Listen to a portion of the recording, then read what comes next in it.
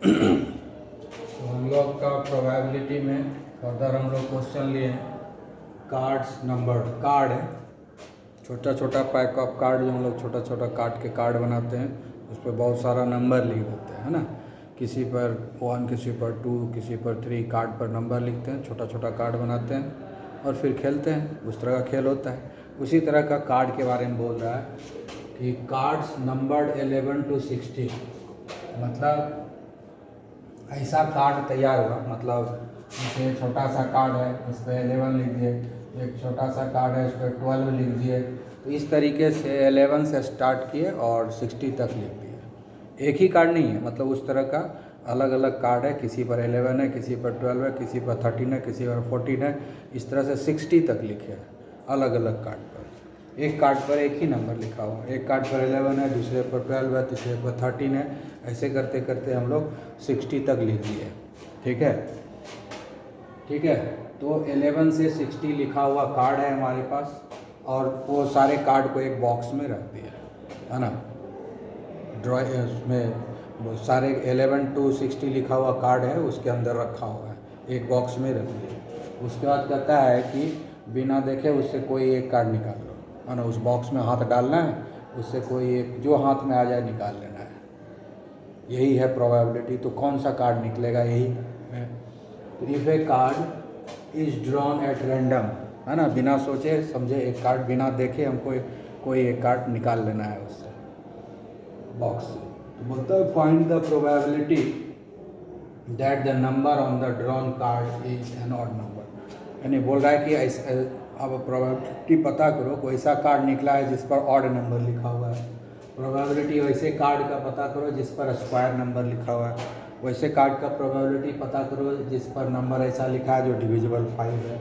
वैसे कार्ड के बारे में प्रोबेबिलिटी बताओ जो जिस पर प्राइम नंबर है लेकिन वो प्राइम नंबर 20 से कम है। तो इतने तरह का क्वेश्चन है। तो सबसे पहले तो हम लोगों को जब हम प्रोबेबिलिटी बनाते हैं तो सबसे पहले क्या होता है, पॉसिबल आउटकम निकालते हैं। पॉसिबल आउटकम निकालते हैं। तो पॉसिबल आउटकम क्या है, तो सबसे पहले हम लोगों को निकालना है पॉसिबल आउटकम। तो पॉसिबल आउटकम क्या है, 11 से स्टार्ट हुआ है, 11, 12, 13 ऐसे करते करते 60 तक है। इतने तरह का पॉसिबल आउटकम है। 11 निकलेगा, 12 निकलेगा, या अब तो 60 निकलेगा। ठीक है। तो पॉसिबल आउटकम तो उतना ही होगा जितना नंबर होगा। तो नंबर कहाँ से स्टार्ट हो रहा है, 11 से 60 तक, यानी 11 से पहले वाला कोई नंबर नहीं है। तो 11 से पहले वाला नंबर कितना है, 1 to 10, 10 नंबर है। ठीक है ना। इसलिए number of possible outcome, number of possible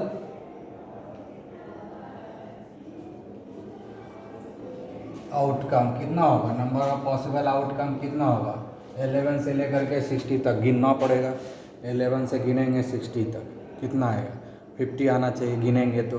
11 से 60 तक गिनेंगे तो कितना नंबर आएगा, 50 नंबर से आएगा। बिना गिने कैसे पता चलेगा, यहाँ तक 60 है, 11 से शुरू है, यानी 11 के पहले वाला कोई नंबर नहीं है। तो 11 का पहले कितना नंबर है, 10 नंबर है। अगर 1 से लेकर के 60 तक लिखता है तो कितना टोटल नंबर होता है, 60। अगर 1 से लिखते 60 तक तो 1 to 60, 60 नंबर होता है। उसमें से 11 के पहले वाला नंबर लिखा हुआ नहीं है, यानी 10 नंबर को छोड़ दिया गया, 10 नंबर को छोड़ दिया गया, 1 to 10 को छोड़ दिया गया, 1 to 10 को छोड़ दिया है। तो वो जिसको छोड़ दिया उसको हटा देंगे। तो हटाने का मतलब क्या, माइनस कर देंगे। इसलिए हम माइनस कर दिए 10, तो कितना आया, 50। तो नंबर ऑफ पॉसिबल आउटकम हमारा कितना हो गया, 50। नंबर ऑफ पॉसिबल आउटकम कितना हो गया, जिसको टोटल आउटकम भी कुछ लोग बोलते हैं, है ना। पॉसिबल आउटकम या टोटल आउटकम एक ही बात है। तो पॉसिबल आउटकम कितना हो गया, 50। यानी 50 तरह का नंबर है, उठाएंगे तो कोई न कोई एक नंबर आएगा। 50 बार उठाएंगे तो कोई न कोई एक नंबर आएगा। तो 50 पॉसिबल आउटकम है। ठीक है। अब हम लोग क्वेश्चन नंबर फर्स्ट बनाते हैं। क्वेश्चन नंबर फर्स्ट में क्या है, an odd number, odd number चाहिए। तो यहाँ पर क्या है, रिक्वायर्ड है। ठीक है, यानी इसको फेवरेबल आउटकम, तो फेवरेबल आउटकम लिखते हैं, क्या होता है फेवरेबल आउटकम। फेवरेबल आउटकम क्या है? Odd number. फेवरेबल आउटकम क्या है? Odd number. ऑड नंबर कौन कौन आएगा? 11 ऑड होगा, उसके बाद 13 होगा, उसके बाद 15 होगा। ठीक है, इसी तरह से बढ़ते बढ़ते कहाँ तक जाएगा? 60 तो इवन नंबर है, तो 59 तक जाएगा। यानी 11 से स्टार्ट होगा, 59 तक जाएगा ऑड नंबर। अब 11 to 59 हमको गिनना पड़ेगा, गिनने में ज़्यादा मेहनत लगेगा। ठीक है, तो यहाँ पर देखोगे कि अरिथमेटिक प्रोग्रेशन में आता है ना, क्योंकि डिफरेंस सेम है। 11 और 13 के बीच में 2 का डिफरेंस है, 13 और 15 के बीच में 2 का डिफरेंस है, 15 के बाद 17 आएगा, 15 के बाद जो है 17 आएगा, तो 15 और 17 के बीच में क्या है? 2 है, 2 का डिफरेंस है ना, तो डिविएशन क्या इतना है? 2 का है। फर्स्ट टर्म, यहाँ पर फर्स्ट टर्म क्या है? a इक्वल टू हो गया 11 पहला नंबर, और nth टर्म हो गया हमारा मतलब लास्ट टर्म। nth टर्म मतलब लास्ट टर्म, nth टर्म मतलब tn से डिनोट करते हैं लास्ट टर्म को, यानी nth टर्म को। nth टर्म हो गया हमारा 59, और जो डिफरेंस है नंबर्स के बीच में वो फिक्स्ड है। इस दोनों के बीच में 2 है, इस दोनों के बीच में भी 2 है। 11 to 13 कितना आया? डिफरेंस 2। 13 से 15 कितना आया? 2। 15 से 17 कितना आया? 2। तो डी का वैल्यू 2 हो गया, है ना। सक्सेसिव नंबर के बीच में डिफरेंस कितने का है? 2। तो सब में डिफरेंस 2 2 2 2 का डिफरेंस है। पहला नंबर जो है 11 है, लास्ट नंबर जो है 59 है, और सारे नंबर के बीच में 2 2 का डिफरेंस है। तो ये एपी में है, दैट इज इन एपी। मतलब इसका मतलब क्या है? ये जो नंबर है 11 to 59 वो एरिथमेटिक प्रोग्रेशन में है। एरिथमेटिक प्रोग्रेशन में क्या होता है कि जब नंबर हम लिखते हैं सीरियली, तो उसमें जो सक्सेसिव नंबर्स है उसके बीच में डिफरेंस सेम रहता है। जैसे कि यहाँ नंबर लिखते जा रहे हैं, 2 2 के डिफरेंस पर लिखते जा रहे हैं, तो इस तरह के नंबर को हम लोग बोलते हैं कि एरिथमेटिक प्रोग्रेशन में है। ठीक है, एरिथमेटिक प्रोग्रेशन है तुम लोगों का चैप्टर। ठीक है, तो उसमें अरिथमेटिक प्रोग्रेशन रहता है, तो उसमें जो फॉर्मूला होता है ना, उसके लिए लास्ट टर्म जो होता है उसका फॉर्मूला होता है। nth टर्म का फॉर्मूला क्या होता है? ठीक है, nth टर्म को tn से डिनोट करते हैं, फर्स्ट टर्म को a से डिनोट करते हैं, और जो डिफरेंस चल रहा है नंबर के बीच में उसको d से। तो फॉर्मूला हमारा हो जाता है nth term equal to a plus n minus 1d। यही फॉर्मूला है। ठीक है, a plus n minus 1d, यही फॉर्मूला है। तो n ये कितना है? 59। a कितना हो गया? n हो गया नंबर ऑफ टर्म्स। n हो गया नंबर ऑफ टर्म्स, मतलब 11 से लेकर के 59 तक में कितना नंबर आएगा? 11 to 59 तक में क्या ठो नंबर होगा? कितना नंबर होगा? काउंटिंग क्या ठो ऑड नंबर मिलेगा, कितने ऑड नंबर मिलेगा वो हमको पता चलेगा, है ना। तो a का वैल्यू कितना हो गया? 11, ये n माइनस 1, n का इन वैल्यू निकालना है, और d का वैल्यू कितना है? 2। तो इसको हम लोग सॉल्व करेंगे, ये हो जाएगा 59, और इधर आएगा minus 11 equal to n minus 1। ठीक है, फिर इसको हम लोग सॉल्व करेंगे, ये क्या हो जाएगा? 48 equal to n minus 1 into 2। ठीक है, उसके बाद 48/2 इक्वल टू n माइनस 1। फिर इसको सॉल्व करेंगे तो हो जाएगा 24 इक्वल टू n माइनस 1। ठीक है, तो ये 1 इधर आ जाएगा, 24 प्लस 1 इक्वल टू n, मतलब n इक्वल टू 25, यानी 25 जो है आएगा। कितना आएगा ऑड नंबर? 25 ऑड नंबर आएगा। कितने ऑड नंबर आएंगे? 25 ऑड नंबर मिलेगा हमको। इस तरह से 11, 13, 15, 17 करते करते जो 59 तक पहुंचेंगे, तो टोटल कितना ऑड नंबर हमको मिलेगा? 25। और 2-4 नंबर रहता है तो हम लोग डायरेक्टली काउंट कर लेते हैं, लेकिन इतना इतना नंबर है कैसे काउंट करेंगे? तो उस समय जो है हमको कुछ फार्मूला का यूज करके पता करेंगे। और हम यहाँ पर देख रहे हैं कि जो सीरीज में जब हम लिखते हैं ऑड नंबर को तो ये एरिथमेटिक प्रोग्रेशन में आता है। कैसे समझेंगे कि एरिथमेटिक प्रोग्रेशन में है, तो देखेंगे कि जो सक्सेसिव नंबर्स लिखे हैं उसमें डिफरेंस कंटिन्यूसली सेम ही है। 2 का डिफरेंस, 2 का डिफरेंस, 2 का डिफरेंस, ऐसे 2 का डिफरेंस आते जाएगा। तो इसके लिए ये फॉर्मूला है, उससे हमने निकाल लिया। तो हमारा यहाँ पर क्या आ गया, n इक्वल टू 25 आ गया। मतलब क्या हो गया, number of favourable outcome. Favourable outcome ये सब है। अब हमको मिल गया number of favourable outcome.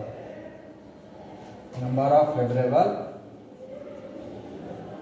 Outcome कितना हो गया, 25। ठीक है, अब हम लोग प्रोबेबिलिटी निकाल देते हैं। Probability of getting odd number.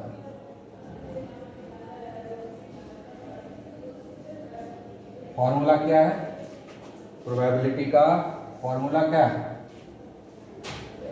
Probability का फॉर्मूला क्या है, प्रोबेबिलिटी का फॉर्मूला क्या है, यही ना है, number of favourable outcome divided by number of possible outcome. तो नंबर ऑफ फेवरेबल आउटकम कितना है, 25, और नंबर ऑफ पॉसिबल आउटकम कितना है, 50।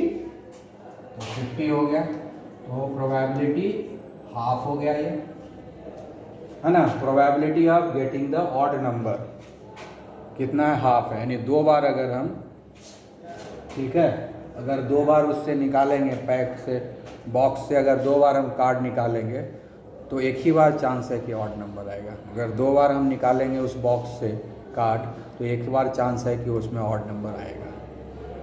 ठीक है, क्लियर, इसी को प्रोबेबिलिटी बोलते हैं। अब दूसरा क्वेश्चन बनाते हैं। पहला क्वेश्चन हो गया ऑड नंबर वाला। अब दूसरा क्वेश्चन इसमें क्या है, a perfect square number. Perfect square number मतलब ऐसा नंबर जिसको हम स्क्वायर में लिख सकते हैं। ठीक है, तो ऐसा नंबर खोजेंगे इसमें। ठीक है, तो ऐसा नंबर जरा खोज लेते हैं। तो हम लिखते हैं पहले फेवरेबल आउटकम। फेवरेबल आउटकम क्या है भाई, फेवरेबल आउटकम है perfect square, perfect square number, perfect square number. तो परफेक्ट स्क्वायर नंबर कौन कौन इसमें आ सकता है, 11 तो परफेक्ट स्क्वायर नहीं होगा, 12 भी नहीं होगा, 13 भी नहीं होगा, 14 भी नहीं होगा, 15 भी नहीं होगा, 16 होगा।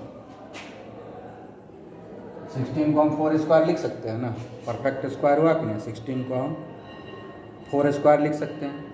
16 के बाद कौन आएगा, 25 आएगा। 16 के बाद आएगा 25, 5 स्क्वायर लिख सकते हैं, 4 स्क्वायर, 5 स्क्वायर, है ना। 3 स्क्वायर लिखते हैं तो 11 के पहले आता है तो वो नहीं आएगा। 4 स्क्वायर हो गया, 16 आ रहा है। 5 स्क्वायर तो 25, 6 स्क्वायर होगा तो क्या होगा, 36। 7 स्क्वायर होगा तो क्या होगा, 7 7 जाए 49, वो 60 से ज़्यादा हो जाएगा। तो वो नंबर तो आने वाला नहीं है क्योंकि यहाँ पर, है ना, 7, ठीक है, और नहीं वो 36 है ना। हाँ, 7 7 जाए 49, वो तो आएगा ही। 7 7 जाए 49 तो आएगा ही, 60 के अंदर है, ये तो आएगा। अब 8 8 जाए 64 हो जाता है, वो 60 से बाहर चला जाता है, अब नहीं होगा, है ना। 4 स्क्वायर, 5 स्क्वायर, 6 स्क्वायर, 7 स्क्वायर, अब 8 स्क्वायर आएंगे तो 64 हो जाएगा, तो वो 60 के बाहर चला जाता है, इसलिए वो नहीं लेंगे। इधर 3 स्क्वायर लेंगे तो 9 स्क्वायर होगा, 11 से बाहर चला जाता है, इसलिए नहीं, वो रेंज में नहीं आता है। यानी ये सब हमारा जो है फेवरेबल आउटकम, ये सब हमारा फेवरेबल आउटकम है। तो फेवरेबल आउटकम क्या आएगा, 1 2 3 4 ही है, इसलिए नंबर ऑफ फेवरेबल आउटकम कितना हो गया, नंबर ऑफ